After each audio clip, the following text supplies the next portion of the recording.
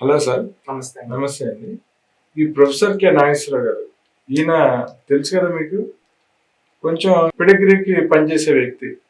కొంతమంది ఉన్నారు మన ఆంధ్ర రాష్ట్రంలో, పిడిగ్రీలకి బిస్కెట్లకి పనిచేసే కొంతమంది వ్యక్తులు. వాళ్ళు ఏదైనా మాట్లాడతారు, ఏదైనా చేస్తారు, డబ్బులు పడేస్తారు. ఈ జర్నలిస్ట్ సాయి కావచ్చు, ఈ నాగేశ్వరరావు కావచ్చు, మళ్ళీ ఎవరు అతను తెల్లకపల్లి రవి కావచ్చు, మళ్ళీ ఇంకో సీనియర్ జర్నలిస్ట్ ఒక అతను, చాలా మంది ఈ విధంగా కొంతమంది ఉన్నారు. వాళ్ళంతా ఏమంటే ఎవడికి ప్యాకేజ్ స్టార్స్.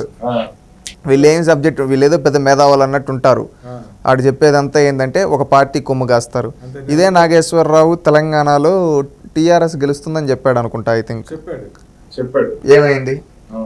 ఇప్పుడు ఆయన కూడా కొన్ని మాటలు మాట్లాడాడు ఆంధ్ర రాజకీయాల గురించి. హైదరాబాద్ లో కూర్చొని విశ్లేషణ చేస్తూ ఉంటాడు. మన ఆంధ్రాలో ఎప్పుడు రాడు, కానీ మన ఆంధ్ర గురించి ప్రతి దాంట్లోనే ఏలిపెట్టి వెళ్తూ ఉంటాడు. ఒక లక్ష జీతం వస్తుంది ఆయనకి, దానికి ఏదైనా మాట్లాడతాడు. సో ఆయన మాటలు ఒకసారి వినిపిస్తారు, చూడండి. అయితే వైఎస్ఆర్ కాంగ్రెస్ పార్టీ నేతల్లో కాన్ఫిడెన్స్ కనబడుతుంది. మరీ ముఖ్యంగా సిద్ధం సభల తర్వాత వైసీపీ గ్రాఫ్ పెరిగిందని ఆ పార్టీ గట్టిగా నమ్ముతుంది. నేను చాలా మంది నాయకులతో మాట్లాడాను. వారు సాధారణంగా బయట ఏం చెప్పినా పర్సనల్ గా మాట్లాడేటప్పుడు ఓపెన్ గా చెప్తారు, ఏ రాజకీయ పార్టీ నాయకుడైనా, అది వైఎస్ఆర్ కాంగ్రెస్ అయినా, టీడీపీ అయినా, బీజేపీ అయినా. సో ఇంటర్నల్ గా కూడా వాళ్ళు కాన్ఫిడెంట్ గా ఉన్నారు, సిద్ధం సభల తర్వాత ఒక పెరిగింది అని. ఇదండి, సిద్ధం సభ తర్వాత కాన్ఫిడెంట్ గా ఉన్నారంట. వాళ్ళ గ్రాఫ్ పెరిగిపోయిందంట.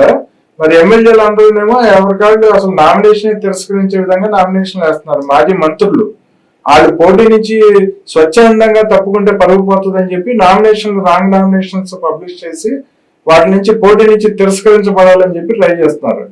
ఈ రెండింటిని ఎలా విశ్లేషిస్తారు? ఈయన మాటలు అక్కడ జరుగుతున్న వాస్తవం ఒకటండి.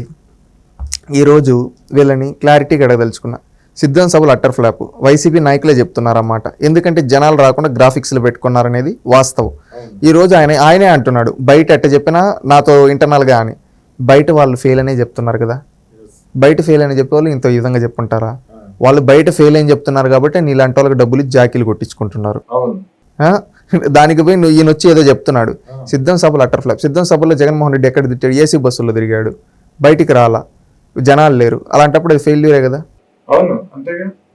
ఫెయిల్యూర్ అయినప్పుడు ఈయన ఎట్లా చెప్తాడు?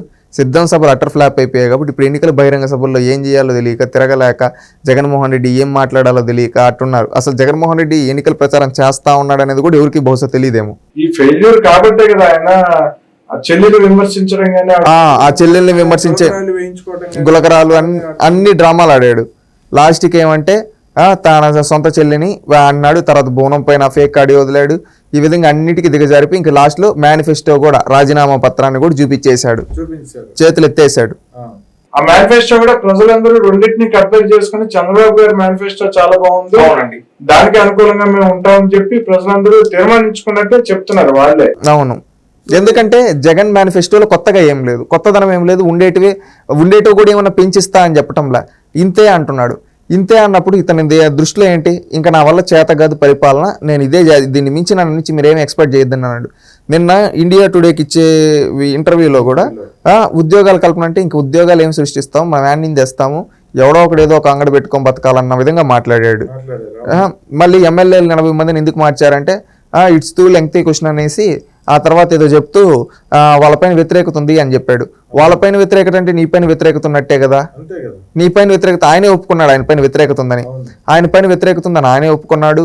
ఇంకా ఉపాధికి సృష్టించలేనన్నాడు, ఇంక నేను దీన్ని మించి చేయలేనని ఒప్పుకున్నాడు. ఇంకా చేయలేనన్నప్పుడు దీనివల్ల ఏం లాభం? మన జీవితాలు ఏం బాగుపడతాయి, ఇట్టే ఉండిపోతాయి. అందుకే మార్చేస్తే, మార్పు కోరుకుంటే మన జీవితాలు మార్చే నాయకుడు వస్తాడని ప్రజలు మాట్లాడుకుంటున్నారు. ఈరోజు వైఎస్ఆర్సీపీకి ఒక్క మహిళ ఓటేయదండి, ఒక్క మహిళ ఓటేయదు, ఒక రైతు ఓటేయడు, ఒక్క సామాన్యుడు ఎవరు ఓటేసే పరిస్థితి లేదు. ల్యాండ్ టైటిలింగ్ యాక్ట్ అని తీసుకొని వచ్చారు.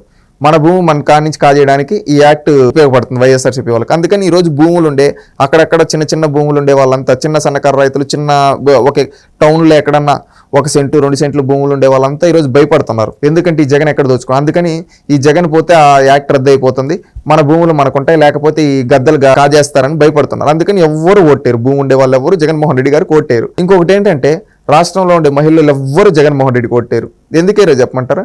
ఈరోజు జగన్మోహన్ రెడ్డి అనేక పన్నులు పెంచేశాడు. అదే చంద్రబాబు నాయుడు వస్తే ఉచితంగా 3 గ్యాస్ సిలిండర్లు అంటున్నాడు, ఉచిత బస్సు ప్రయాణం అంటున్నాడు, ప్రతి నెల 1500 అంటున్నాడు. ఆ విధంగా మనకు ఉపయోగం ఉంటుంది కాబట్టి వాళ్ళు మహిళలందరికీ మహిళలు ఏమంటున్నారు, జగన్ కోట్ ఏమంటున్నారు. వాలంటీర్లు కూడా జగన్కి హ్యాండ్ ఇస్తున్నారు, ఎందుకంటే వాళ్ళకి 10,000 జీతం ఇస్తున్నారు కాబట్టి చంద్రబాబు నాయుడు వస్తే, అందుకని వాళ్ళు హ్యాండ్ ఇస్తారు. ఇంకా రైతుల కథ చెప్పనవసరం లేదు. ఈ విధంగా యువత ఉద్యోగులది అయితే అసలు చెప్పాల్సిన అవసరం లేదు, వాళ్ళే ముందు జగన్ ఓడిస్తారు. ఈ విధంగా జగన్ అందరూ కలిసి ఓడిస్తా ఉంటే భయం పుట్టుకొని ఇలాంటి వాళ్ళ చేత జాకీలు పెట్టించుకునే దానికి మాట్లాడి వాళ్ళ అఫిషియల్ పేజీలు వేసుకుంటున్నారు. నిజంగా వాళ్ళకి రాష్ట్ర పెరుగుతుంటే నేషనల్ సర్వీస్, లోకల్ సర్వీస్ అయ్యే చెప్తాయి కదా. ఇవి ఇటువంటి పెయిడ్ ఆర్టిస్టులు వచ్చి చెప్పాల్సిన అవసరం లేదు కదా. అవేవి లేవు గనక ఇలాంటి వాళ్ళని పెట్టి చెప్పిస్తున్నాడు, అవుట్ని ఏదో ఎలివేట్ చేసుకుంటున్నాడు. నేషనల్ సర్వేలు అన్నింటిలో కూడా మొత్తం తెలుగుదేశం ప్రపంచం ఉందని చెప్పి చెప్తున్నారు. లోకల్ సర్వేలు సైతం ఆ ఫ్రస్ట్రేషన్ లోనే కదా ఆయన చెల్లిని గాని తల్లిని గాని వీళ్ళందరినీ విమర్శిస్తుంది, ఎలా పడితే అలా మాట్లాడుతుంది. అంతా అయిపోయిందని, అంతా అయిపోయింది, అంతా అస్సామే. జగన్ అస్సాం, జగన్ అస్సాం. ఓకే అండి, మంచి విషయాలు చెప్పారు మా ప్రేక్షకులకి. మళ్ళీ ఒక వీడియోలో కలుస్తామండి.